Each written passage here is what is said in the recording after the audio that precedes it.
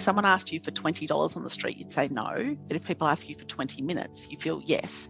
I need to give someone this time. I'll have a coffee with that person. And really, time is the only thing you're running out of. So protecting your time to work on the more important things, I think, is super important to be able to kind of be a bit of a game changer.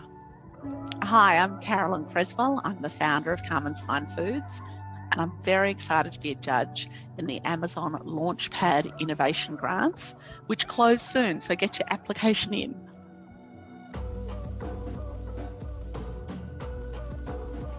When Carman started 30 years ago, it was one product in a cellophane bag with a handwritten tag.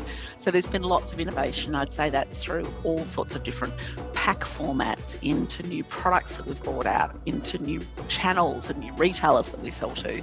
But I think, to me, it's also about this constant evolution of innovation being embedded in the decisions and the way that we run the business. So, how we actually show up, I think, is relatively innovative, and I hope that people think that about Carman's too. The thing that you want to do is you want to talk about the benefits. So sometimes people just talk about the features. So I might say to you, well, this muesli bar, it has these nuts in it, it has this percentage of seeds, and the packaging's made in Australia.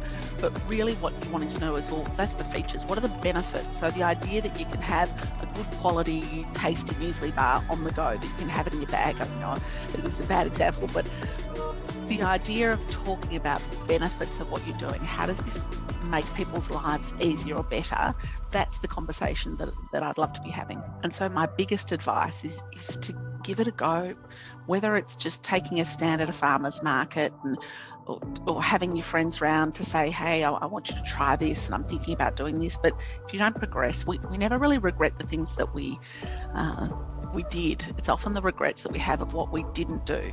And so that would be my biggest advice. And then that leads us into saying, for people to apply for the grant, what's the worst that can happen? You might not get it, but wow, what if you do get it? What an amazing, transformation it could make to someone's life. I think there's got to be a deep passion for what someone is wanting to do, but then just as important to me, is there a need? Is this just something that might be really fringe, or is this something that could actually be commercial? And so looking at that needs gap, to me, it becomes very clear when you can look at a business of thinking, wow, if I went out to the big world, I think a lot of people might need this, and that's what I'd love to see.